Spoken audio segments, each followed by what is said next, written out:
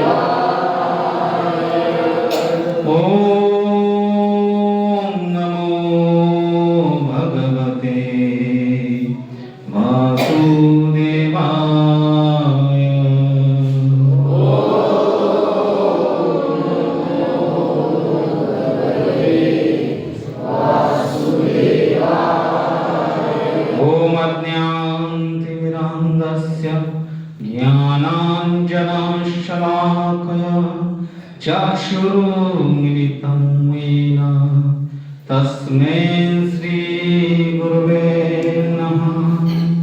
श्रीचैतन्यमनोभीष्टं स्थापितं येन भूतले स्वयं रूप कदा मह्यं ददाति स्वपदान्तिकम्। वन्देऽहं श्रीगुरो श्रीयुतापदकमलं श्रीगुरुं वैष्णव भगवांश श्रीरूपा साग्रजाता सहगना रघुनाथान्वितं तं सजीवं साद्वैतं सावधूतं परिजनसहितं कृष्ण चैतन्य देवं श्रीराधा कृष्ण पदा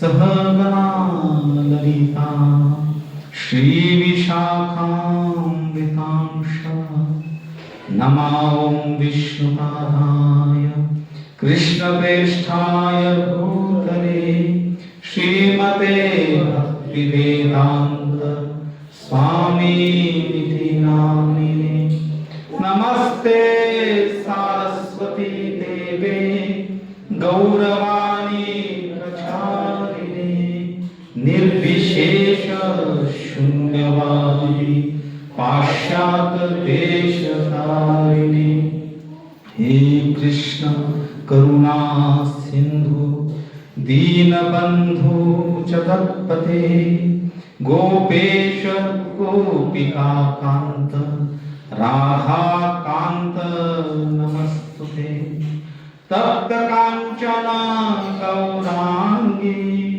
राधे वृंदावनेश्वरी वृषभानुसुते देवी प्रणमामि हरिप्रिये नमो महावदन्याय कृष्ण प्रेम प्रदायते कृष्णाय कृष्ण चैतन्य नामिने गौरत्विषे नमः। जय श्री कृष्ण चैतन्य प्रभो नित्यानंद श्री अद्वैत गदाधर श्रीवासादि गौर भक्तवृंद हरे कृष्णा कृष्ण कृष्ण हरे हरे हरे राम राम राम हरे हरे हरे कृष्णा कृष्ण कृष्ण हरे हरे हरे राम राम राम हरे हरे हरे कृष्णा कृष्ण कृष्ण हरे हरे हरे राम राम राम हरे हरे हरे कृष्ण।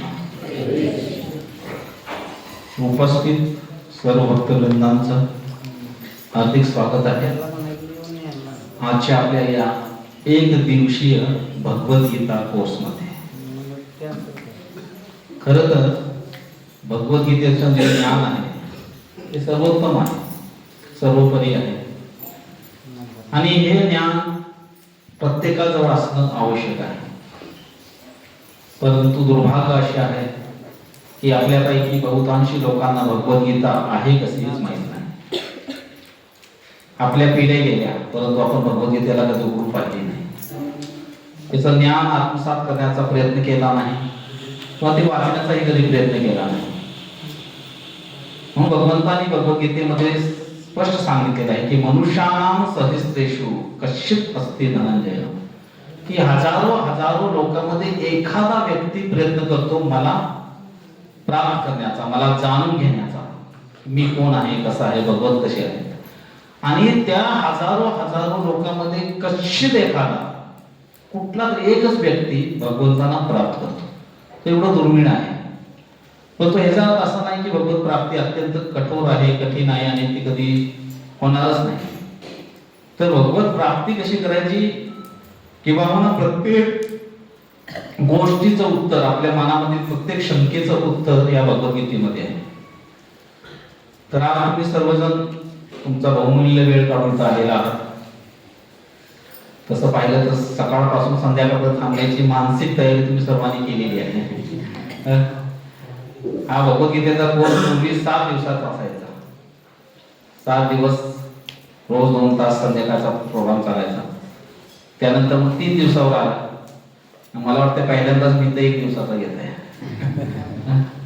तर 1 दिवसामध्ये भगवद्गीता समजून घेणे एवढं सोपं नाहीये. लोकांचं आयुष्य संपतं तरी भगवद्गीतातला एक श्लोक त्यांना आत्मसात होत नाही.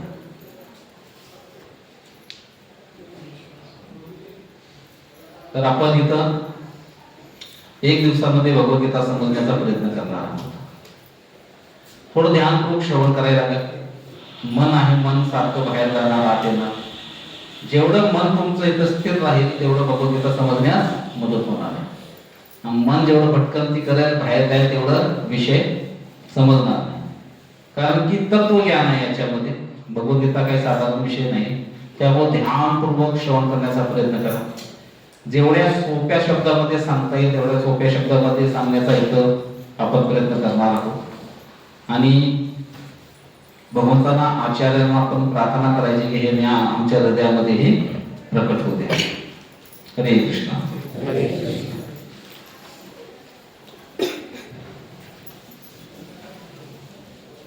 तर भगवद्गीता समजून घेण्यापूर्वी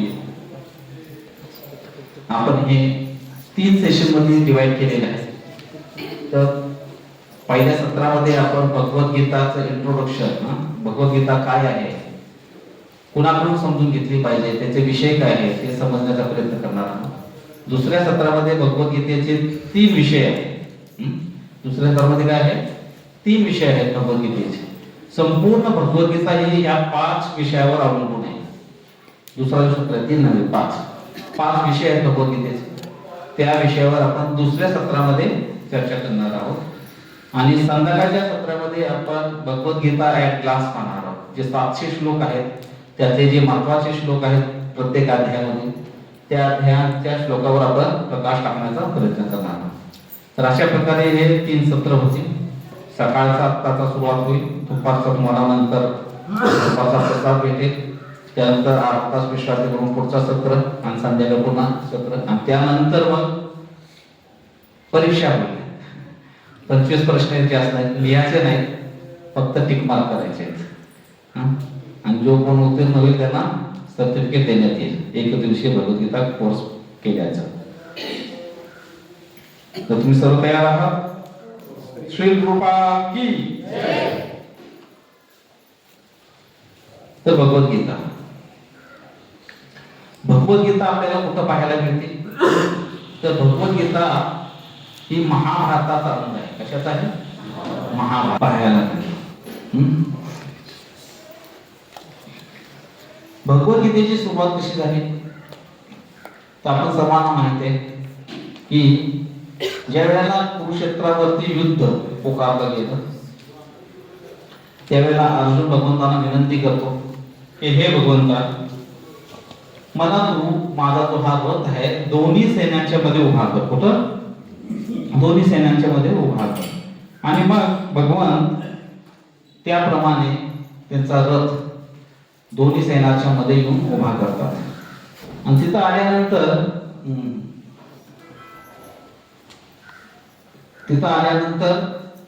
अर्जुन अफाट अशा या सैन्याला पाहतो. तो काय पाहत आहे की समोर एवढे मोठे, एकच मिनिट, तो पाहतो की समोर त्याचे पितामह भीष्म उभे आहेत, गुरु द्रोण, कृपाचार्य, त्याचे मामा, त्याचे काका, त्याचे भाऊ, बंधू, सर्व भावांची मुलं, असा एकही नातेवाईक नव्हता जो त्या रणभूमीवरती नव्हता. एक तर त्याच्या बरोबर उभे होते किंवा त्याच्या विरोधात उभे होते. परंतु सर्वचे सर्व नातेवाईक, सर्व समाज, सर्व प्रिय व्यक्ती सर्वच त्याच्या समोर उभे आहेत. आणि अजून असा विचार करतो की ह्या सर्वांचे मी युद्ध करणार आणि हे सर्व या युद्धामध्ये मारले जाणार, नाहीतर मी मारला जाणार. म्हणजे मृत्यू हा निश्चित आहे. आणि जर हे युद्ध करून मृत्यू येणारच असेल, आमचे प्रिय व्यक्ती सर्व मरणारच असतील, तर युद्ध का करायचं? ही मूर्खता आहे म्हणतो. हे असलं युद्ध मला नको आहे. आणि त्यावेळेला मग भगवंत मध्ये त्याला मार्गदर्शन करतात. तर मार्गदर्शन करते वेळी भगवान ही कसल्या गोष्टी करतोय? तू तुझ्या कर्मापासून काय होत आहे? दूर जात आहे. आणि मग भगवंतानी या ह्याच्यामध्ये वेगवेगळे प्रकारचे योग सांगितले. जसं इथं पाहतो आपण, काय ज्ञान योग आहे, भक्ती योग आहे, नॉलेज ऑफ ॲब्सोल्यूट, भगवंतांचं पूर्ण ज्ञान, भक्तिमय सेवा, 3 गुण प्रकृतीचे काय आहे, दिव्य गुण म्हणजे काय, नंतर आसुरी स्वभाव म्हणजे काय, दैवी स्वभाव म्हणजे काय, असे वेगवेगळे विषय भगवंतांनी अगदी व्यवस्थितरित्या अर्जुनाला इथं समजून सांगितलेले आहेत. आणि ज्या वेळेला हे अर्जुनाला सर्व समजतं त्यावेळेला अर्जुन मग मोहातून मुक्त होतो आणि युद्ध करायला तयार होतो. तर ती भगवद्गीतेमध्ये सांगितलेलं ते परमश्रेष्ठ ज्ञान आहे. तर पहिल्या सेशन मध्ये आपण पाहणार आहोत की ही भगवद्गीता आहे कोणासाठी. पहिल्यांदा इथं बसल्यापैकी सर्वजण कोण आहेत? मनुष्य आहेत. बरोबर मान्य करतो आपण, सर्व मनुष्य आहे आपण. परंतु जर मनुष्यामध्ये विवेक बुद्धी नसेल तर त्याला म्हणलेलं आहे द्विपाद पशु. काय म्हणलेलं आहे? म्हणजे काय? द्वि म्हणजे काय? 2, पाद म्हणजे पाय. तर द्विपाद पशु म्हणजे काय? 2 पायाचा पशु. म्हणजे जर मनुष्यामध्ये विवेक बुद्धी नसेल तर तो कोणाप्रमाणे आहे? कोणाप्रमाणे? पशुप्रमाणे आहे. तर पशु आणि मनुष्यामध्ये काय भेद आहे? तर आपण पाहतो की प्रत्येक जो पशु आहे त्याच्यामध्ये काहीतरी ॲबिलिटी आहे, गुणवत्ता आहे. जसं वाघ आहे, वाघ शिकार करण्यामध्ये तत्पर आहे. मनुष्य वाघाप्रमाणे शिकार करू शकतो का? नाही करू शकत. चित्त्याप्रमाणे करू शकतो का? नाही करू शकत. हातीप्रमाणे बळ आहे का? नाही. म्हणजे प्रत्येक पशुमध्ये काहीतरी विशेष गुण आहे. तसंच मनुष्यामध्ये सुद्धा, जसं पक्षी आहेत आकाशामध्ये उडतात, मनुष्य पंख लावून उडू शकतो का? नाही उडू. प्रत्येक 84 लक्ष योनीमध्ये जे पशु आहेत त्यांच्यामध्ये भगवंतांनी काही ना काहीतरी एक चांगला गुण दिलेला आहे, त्यांच्यामध्ये विशेष गुण दिलेला आहे. त्याप्रमाणे मनुष्यामध्ये त्यांनी काय दिलेलं आहे? विवेक बुद्धी. काय दिलेली आहे? विवेक बुद्धी. तर विवेक म्हणजे काय? विवेकचा अर्थ काय? विवेक म्हणजे कुठला मुलगा नवीन तुमच्या कॉलनी मधला गावात. विवेक म्हणजे काय? सारासार विचार करणारा. म्हणजे काय? चांगलं आणि वाईट यातील फरक कोण दाखवतं? विवेक दाखवतो. विवेक नसेल तर तुम्हाला चांगला आणि वाईट मधला फरक कळणार नाही. तर मनुष्याकडे काय दिलेलं आहे? विवेक बुद्धी दिलेली आहे. तर असा वेगवेगळे फरक आहेत. परंतु सामान्य काय आहे पशु आणि मनुष्यामध्ये? तर पशुमध्ये इटिंग, स्लीपिंग, मेटिंग आणि डिफेंडिंग हे 4 गोष्टी कॉमन आहेत. म्हणजे काय? आहार, निद्रा, भय, मैथुन. आपण खातो, पशु पक्षी पण खातात. निद्रा, आपण झोपतो, पशु पक्षी पण झोपतात. मेटिंग, आपण संतती उत्पन्न करतो, पशु पक्षी पण करतात. डिफेंडिंग, आपण आपलं संरक्षण करतो, पशु पक्षी पण करतात. तर ह्या 4 गोष्टी आहार, निद्रा, भय, मैथुन हे काय आहे? सामान्य पशु आणि मनुष्यामध्ये. परंतु मनुष्यामध्ये वेगळी गोष्ट आहे. जसं आपण म्हणलं सतत विवेक बुद्धी आहे. तो विचार करू शकतो, एन्क्वायर करू शकतो. काय करू शकतो? पशु म्हणू शकत नाही की तू मला दगड का मारला, किंवा मला ही कुत्र्याला आपण एखादा दगड मारला तर तो प्रतिकार करत नाही किंवा पळून जातो. पण तू असा विचार करू शकत नाही की मला त्रास का होतोय, आज मला भाकरी का नाही मिळाली, आज मला सर्कसच्या ह्याच्यामध्ये का नाव ठेवली. पशु विचार करू शकत नाही. जसं टाकाल तसं तो राहतो. कोणत्याही परिस्थितीमध्ये ठेवा पशुना त्या परिस्थितीमध्ये राहतात. परंतु मनुष्य असा प्राणी की तो विचार करतो की बाबा मला का त्रास होतोय, मला दुःख काय आहे, मला तर आनंदी राहायचे, पण माझ्या जीवनामध्ये दुःख काय येत आहेत. मी भरपूर चांगलं कार्य करतोय, कष्ट करतोय, परंतु दुःख काही संपेना झाले, त्रास काय संपना झाले. तर हा विचार कोण करू शकतं? फक्त मनुष्य विचार करतो. सफरिंग का आहे, की का सफर करतोय.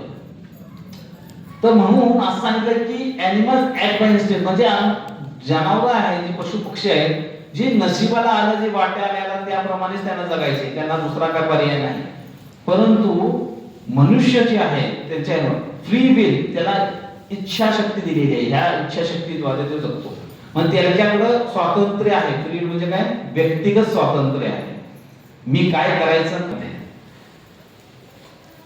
म्हणून म्हणजे काय? आहार निद्रा, हे महाभारतामध्ये श्लोक येतो.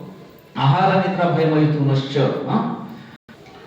तर माझ्या दुःखाचं काय कारण आहे हे शोध घेताना, आता हा जेव्हा तू प्रश्न विचारतोय तर तो प्रश्नाचे उत्तर त्याला शोधायचा प्रयत्न करणार. कोण देणार ते उत्तर त्याला?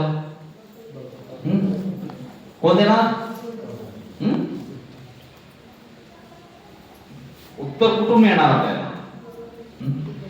तर हे उत्तर घेण्यासाठी आपल्याला सांगितलेलं आहे की ज्ञान प्राप्त करायचे. आता कुठून तर केलं पाहिजे. तर ज्ञान प्राप्त करण्याचे भगवंतांनी 3 मार्ग दिलेत. किती मार्ग? तर आपण या जगामधलं कोणतंही ज्ञान प्राप्त करता तर 3 प्रकारे करतो.